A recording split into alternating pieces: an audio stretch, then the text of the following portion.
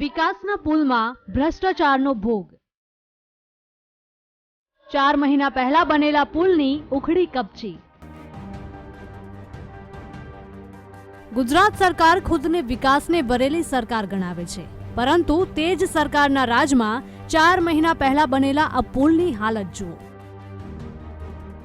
દ્રશ્યોમાં તમે જે પુલ જોઈ રહ્યા છો તે બોટાદ શહેરના અવેડા ગેટથી શાક માર્કેટ તરફ જતા રસ્તા પર બનાવાયો છે અને આ પુલ પરથી રોજ હજારો વાહનો પસાર થાય છે। લાખો રૂપિયાના ખર્ચે આરસીસી પુલ બનાવાયો, પરંતુ કામ એટલું નબળું છે કે પુલ પર કપચી ઉપસી આવી છે। એવું લાગી રહ્યું છે જાણે પુલમાં સિમેન્ટનો ઉપયોગ નહિવત થયો છે। આ કપચી અહીં ખુદ મોટા ભ્રષ્ટાચારની ચાળી ખાઈ રહી છે। ત્યારે અહીંયા કરોડો રૂપિયાનો ભ્રષ્ટાચાર થયો છે। એનું કારણ એક જ છે કે આ પુલની અંદર તમે જોવા જાઓ કે કપચા અત્યારે તમે જુઓ તો સાવ બહાર ઉડી અને લોકોની દુકાનમાં જાય છે। આટલી બધી દૈનિક હાલત છે અને જો ચોમાસું આવશે પછી આ હરિયા દેખાવાની પરિસ્થિતિ એક જ મહિનાની અંદર થાય છે અને લોકો અંદર પણ ગરકાવ પણ થશે। તો આના જવાબદાર કોણ છે?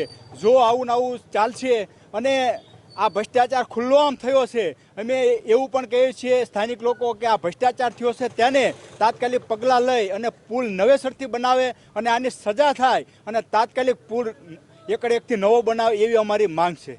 મહત્વનું છે કે 4 મહિના પહેલા બનેલા આ પુલની હાલતને જોતા અહીંથી પસાર થતા લોકો પણ હવે તો કંટાળી ચૂક્યા છે, જ્યારે બીજી તરફ તંત્રના સત્તાધીશોના પેટનું પાણી પણ નથી હલી રહ્યું।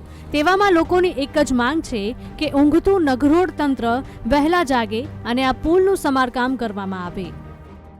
અને ખાડા બહુ મોટા મોટા પડી ગયા છે, દુકાનોમાં એના કાંકરા ઉડે તો કાચ ફૂટી ગયા છે। અમારી બાજુમાં દુકાન છે એમાં કાચ હોત ફૂટી ગયા છે, કાંકરા ઉડી અને ચોમાસું તો હજુ આ કામની અંદર કઈ ભ્રષ્ટાચાર થયો એવું લાગે છે? આમાં તો પૂરેપૂરું ભ્રષ્ટાચાર હું કેવું જ તે આમાં કઈ પૂછડું જ નથી દેખાતું, એવું તો ભ્રષ્ટાચાર છે આમાં।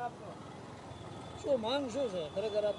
આ પુલ તો રિપેરિંગ જ થાય છે, કારણ કે નવો તો બનાવી એક નગરપાલિકાવાળા તાકાત છે નહીં, એટલે બનાવે તો કદાચ ઉપર ફરીને બીજી વાર ઉપર 4 ઇંચનું કે 6 ઇંચનું પડ ચડાવી દે એવી ઈચ્છા છે। અહીં સવાલ એ થાય છે કે લાખો રૂપિયાના ખર્ચે બનેલો પુલ 4 મહિનામાં કેવી રીતે ખરાબ થઈ જાય? આરસીસી પુલમાં કપચી કેવી રીતે ઉખડી શકે? 4 મહિનામાં આવી હાલત હોય તો આ પુલની ગુણવત્તા કેવી હશે? શું નબળી કામગીરી કરી લાખો રૂપિયા ચાઉ કરી જવાયા? સવાલો અનેક છે, ત્યારે જોવાનું એ રહેશે કે સ્થાનિક તંત્ર ક્યારે જાગે છે અને ક્યારે આ પુલનું સમારકામ થાય છે।